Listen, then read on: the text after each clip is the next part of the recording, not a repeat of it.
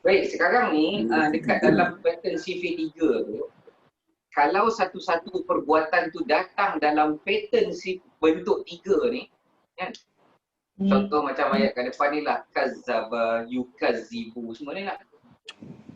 Maka kita perlu tambah me dan kan kat belakang. Me dan kan. Okay. Sama ada men dengan kan ke, me dan an ke, tapi me tu ada, kan tu ada lah kat belakang. Dan dia berlaku berkali-kali. Macam tu. Ulang lagi sekali Ustaz nak tulis. Okey. Kalau datang, Jika datang satu-satu perbuatan dalam bentuk nombor 3 tu, pattern 3 tu. Pattern 3 tu, maka perlu ditambah pada terjemahannya me dan kan. Kalau datang Ustaz, kalau datang satu-satu perbuatan. Datang satu-satu perbuatan Betul. dalam pattern 3 ni. Perbuatan tu datang dalam bentuk pattern 3. Maka ditambah. Maka perlulah ditambah dalam terjemahan kita tu me dan juga kan. Lepas tu buat bracket berkali-kali. Tambah bahagian belakang Ustaz ya? Macam Me, depan Awal dan akhir. dia ada tambah awal dan akhir lah. Kau kekasih batin dan zahir. Yang tu balik kepada siapa lagu tu? Orang yang pendusta. Bukan. Lagu tu, lagu tadi. Oh. Itu balik kepada Allah kan? Allah. Oh. Kasih awal dan akhir. Oh, lagu. Lagu. Betul. Jamal Abdillah Ustaz. Yelah, tapi yang dimaksud itu balik kepada Allah kan? Ya. Kasih awal. Sebab awal, akhir, zahir, batin. Lagu tu. Lagu ketuhanan tu. Ketuhanan sebenar lagu tu. Kasih awal dan akhir. Saya nak tambah rinduan. Balik ke Allah tu. Lagu tu punya. Ustaz, boleh ulang Ustaz? Okey, boleh sekali lagi. Kita ulang-ulang Ustaz. Baik, jika satu-satu perbuatan datang dalam bentuk pattern 3. Pattern 3. Maka perlulah ditambah pada terjemahannya me dan kan. Perlu kita tambahkan dalam terjemahan perbuatan kita tu me dan kan kat belakang. Me kat depan, kan kat belakang. Senang dia macam ni tau kan. Dekat kad kita tu kan macam ni kan. Ada nombor 3 kan. Kan kad kita tu. Ada ruang tepi tu, tulis dia. Kan, macam tu je. Tak payah buat nota. Tulis dekat setiap tepi kad tu. Tambah memang tulis tak, tapi lupa lah apa nama ni mengankan ni. Tu nak tahu. Ya kan. Tulis dulu. Nanti setiap sifir ni ada fungsi dia ni, setiap pattern ni. Setiap pattern tu. Jadi tambahkan mengankan. Lepas tu dalam dia, bawah dia tulis buat bracket tu berkali-kali. Ulang-ulang. Dia berkali-kali, dia berlaku banyak kali dah. Maknanya bukan sekali je dia dusta kan. Besok ada nafinya lagi. Besok tu dia nafinya lagi. Perangai dia berterusan, dia buat kerja. Contoh lah macam orang hantar barang Lazada, Shopee tu kan. Orang tu dipanggil, dia pakai sifir 3. Sebab memang kerja dia banyak kali menghantar barang. Hari-hari besok ada hantar, bukan 1, 10 kadang. Dia nak kerja targetnya. Tambah tulislah tepi tu kecil-kecil. Mengangkat, lepas tu tulis berkali-kali. Boleh? Pahala. Sekejap saya padamlah depan ni. Ni dekat gambar tadi kan? Ya. Okey, saya bawa contoh lain supaya senang faham. Contohnya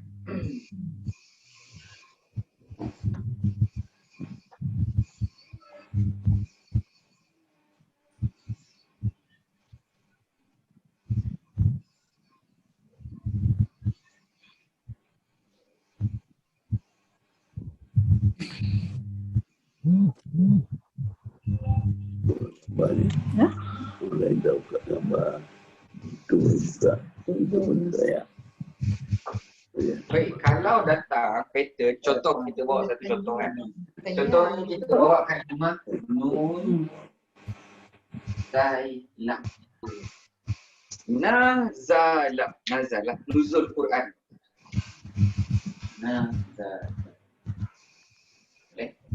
Nazala ni pattern dia sama macam nombor 1. Fa'ala, 3 huruf. Betul tak? Salah. Fa'ala. Baru sekejap, saya tulis balik. Nazala. Dia sama pattern dengan fa'ala. Kita kata pattern penting tu. Baik, fa'ala contohnya. Yang ni nombor 1. Nazala. Dia kejadian tu. Jadi satu-satu perbuatan ataupun perkataan tu datang dalam pattern nombor 1 tu, maka dia adalah asal perkataan. Iaitu nombor 1 tu tulis asal lah. Jadi kita terus terjemah turun. Maknanya sini kita tulis nombor 1 tu asal lah. Asal perkataan. Maknanya daripada asal tu kita tulislah terjemahan sini nazala maknanya turun. Maknanya hujan turun dari langit. Betul lah. Turun. Lepas tu contoh pula ayat datang dalam perbuatan tu datang pattern 2. Cuba tengok bawah dia. Pattern 2 bunyi dia adalah af'ala. Af'ala. Tapi yang ni kena suruh apa tu PM tengok lah. Sayang tinggal tajuk ni jarang bincang. Af'ala. Kemudian af'ala kalau kita tukarkan daripada nazala tadi tu, dia akan jadi bunyi anzala. Nampak tak sama tak pattern tu? Nampak. Okay. Apa tadi mewakili ainun. Ain mewakili zaid, lam mewakili lam. Yang ni fa'ala tadi tu tambah alif kat depan. Jadi daripada nazala tambah alif kat depan. Anzala. Anzala. Okay. Bila perbuatan tu datang dalam pattern 2 pula, maka memerlukan penambahan kat tepi itu tulis lepas tu titik kan kat belakang. Sama lah macam nombor 3 tadi. Oh sama juga sama juga pattern dia. Sama juga pattern dia.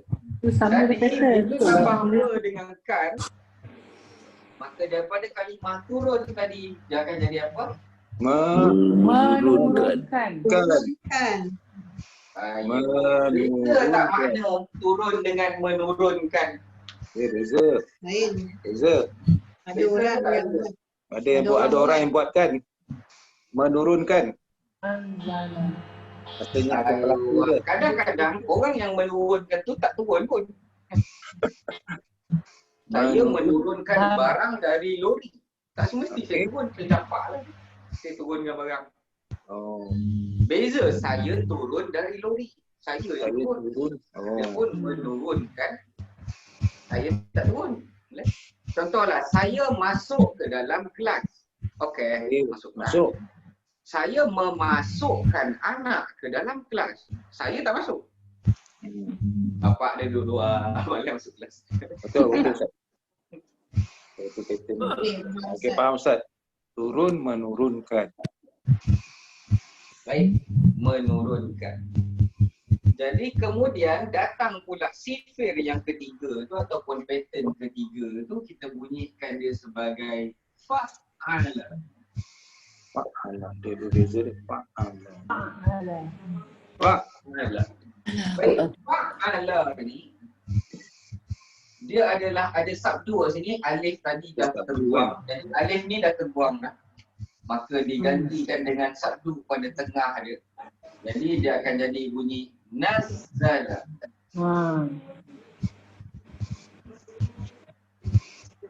Nazala, anzala, nazala. Kita tulis kat tepi nombor 3 tu dia dan juga kan kat belakang, tapi buat bracket berkali-kali.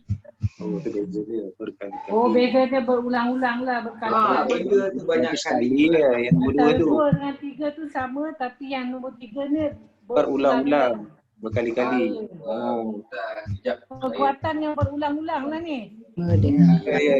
Alah. Faham. Tu perbuatan tu sekali, nombor dua tu. Yang ni mungkin sekali je kan. Sekali ataupun 2 kali lah. Tapi yang ni memang Yalah. Oh, berkali-kali, berulang-ulang. Okey, dah faham dah. Faham Ustaz? Dah ingat balik. Jadi terjemahan dia akan sama juga, menurunkan. Faham. Tapi berkali-kali. Tapi berkali-kali. Berkali-kali. Bracket di dalam bracket lah.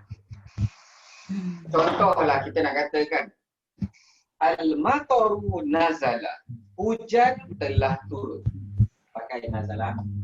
Tapi kalau kita nak kata Allah menurunkan hujan, maka Allah anzala hujan di Afrika. Sebab tak banyak kali berlaku. Tapi kalau kat Malaysia tak boleh kata hujan pakai anzala. Allah nazala hujan di Malaysia. Anzala ni mungkin Afrika, Mauritania, yang tu boleh pakai anzala lah. Hujan, Allah turunkan hujan kat situ. Tapi kalau kat Malaysia kita kena pakai Allah nazala hujan di Malaysia. Baik. Jadi Quran diturunkan sekali ke berkali-kali? Berkali-kali. Nazala. Berkali-kali, maka Allah kata tabarakallazi nazzalal furqan. Nazala berkali-kali. Maknanya Allah menurunkan Quran, tapi maksud kat situ banyak kali. Jadi hari ini kita belajar 3 dulu. Ini faham ni mak. Ini terang Ta'ala nazala. Pada rutut nazala. Nazala.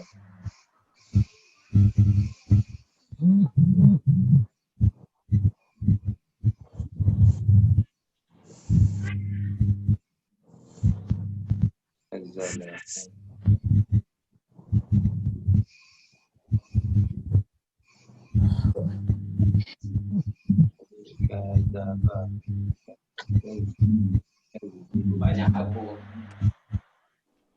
Dia kena vacuum setiap hari. Apa-apa ni. Boleh tak? Boleh. Nak tanya sikit. Ya, Tuan Munir. Ya Allah. Mana yang allazi yukazzibu tu dia mendustakan berkali-kali Ustaz? Memang kerja diorang tu. Asal ayat Quran turun dah, anda bohong kau ni Mat. Asyik nak mendustakan ni. Terima kasih. Ini pun maksudnya kat sini. Mendustakan banyak kali. Ataupun kita kata sentiasa mendustakan kiamat. Sama kata tadi tu. Dah bawa bukti pun nafi.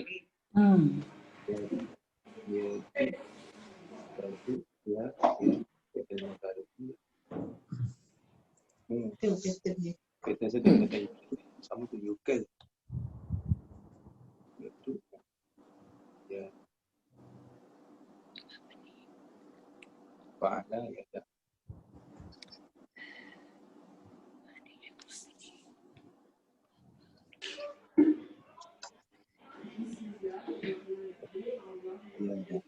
Boleh? Macam sampai ke macam-macam? Sampai. Okey, boleh. Alhamdulillah. Yang tu yang kita nak dengar. Kalau tengok dia fa dekat situ pun dah boleh agak cak apa huruf fa tu. Ustaz terpazal likal lazi. Ya? Kita jawab ke, fa jawab ke? Fa tu Fa Faham. jawab ke? kita tak fokuskan lagi lah. Macam ni lah, setakat ni kalau fa jumpa dalam Quran, kita KLB sekejap lah. Fa ni. Sampai tahap dah bersedia nanti baru saya akan terangkan. Kan poning kan. Hari ni dapat ni pun alhamdulillah kan. Alhamdulillah. Ni pun banyak kan ni, cuma itulah PM tak ada pula ini. Kena ulang lah lagi. Dia terlama sangat main burung tu sampai terlupa kelas. Baik, soalan ni lagi nak bagi tahu. Dekat situ saya bagi mukadimah sikit lah. Kat situ memanglah ada soalan betul. Tapi soalan di situ lebih untuk menarik perhatian. Menarik perhatian. Dia punya untuk dia menarik adalah perhatian. Soalan untuk menarik ataupun takjub, untuk nak bagi orang takjub. Kau nak tahu tak? Asal kalau kita nak borak dengan kawan kita, kau nak tahu tak? Benda-benda. Kan orang akan interesting tu tinggi sikit nak tahu cerita dia. Adakah kau ingin tahu? Macam tu kan. Kau nak tahu tak? Tuan Jenab hujung kenapa? Dia mula macam tu. Macam sampai lah situasi tu. Jadi dia panggil dekat situ semua istifham. Nanti kita akan belajar juga nanti satu hari nantilah. Tujuan dia iaitu dalam buku ni nanti. Kita akan belajar secara sedikit-sedikit kita terangkanlah. Balaghah. Ilmu balaghah ni nak tahu maksud tersirat di sebalik perkataan. Yang tertulis dalam terjemahan mana yang tersurat. Yang tersirat tu kena belajar pula. Kalau takkan dalam terjemahan nak tulis yang tersirat, nanti pening kepala. Pula makna macam ni pula ni. Kan? Jadi dekat dalam ilmu balaghah yang akan membimbing kita memahami maksud di sebalik perkataan yang Allah pakai tu lah. Yang tersirat. Makna tersirat. Okay? Dekat dalam ilmu dipanggil sebagai ilmu ma'ani. Jadi dekat dalam ilmu ma'ani ni contohlah dalam buku ni kan. Saya bagi tahu sikit lah contoh ni. Tajuk dia yang ketiga adalah dia tulis kat situ contoh. Bahasa Melayu. Tajuk ketiga adalah apa tu? Nampak? Terang. Istifham. Sekarang kita dah belajar istifham dulu lah. Jadi dalam tajuk istifham tu apa dia nak tekankan lagi? Apa makna tersirat di sebalik setiap istifham? Maka dia bagi tahu lah nanti. Dekat dalam muka surat 109 tu dia bagi tahu. Tujuan soalan ni untuk apa? Jadi dekat dalam buku ni dia ada nyatakan lebih kurang dalam 13 soalan. Antaranya kan ada orang tanya untuk nak teks kadang-kadang. Ada orang tanya memang kita tak tahu. Ada orang tanya macam nak menghina kita. Macam-macam tujuan daripada segi tujuan tersirat. Ada yang dia kata kat sini ta'ajjub. Ta'ajjub ni nak bagi orang, soalan tu nak bagi orang excited dah. Wah, benda. Macam tu. Jadi yang kat sini Allah gunakan soalan untuk nak bagi orang tertarik dengan menarik perhatian. Ada orang dia tanya tapi sebenarnya nak mengancam, ancaman. Adakah kau tak takut akan siksaan Allah nanti? Itu ancaman tu. Bukan soalan pun. Jawapan dia mesti kita dah tahu takut. Jadi ancaman. Ada untuk peringatan soalan. Ada untuk bertegur sapa. Kan? Macam orang kita tengah siang pokok, orang tanya, buat apa? Buat apa tu? Itu bukan soalan. Itu adalah bertegur sapa. Jangan kita pergi parody dia balik lah. Tak ada lah memancing lah. Ya salam. Kawan tu nak bertegur siapa dia pun. Takkan dia nak tegur dengan soalan yang susah kan. Takkan dia nak tanya, Biden dengan Trump siapa menang tau? Kawan tu pun poning. Tak tahulah, tak update ni lah. Jadi dia tanyalah soalan yang mudah-mudah. Boleh?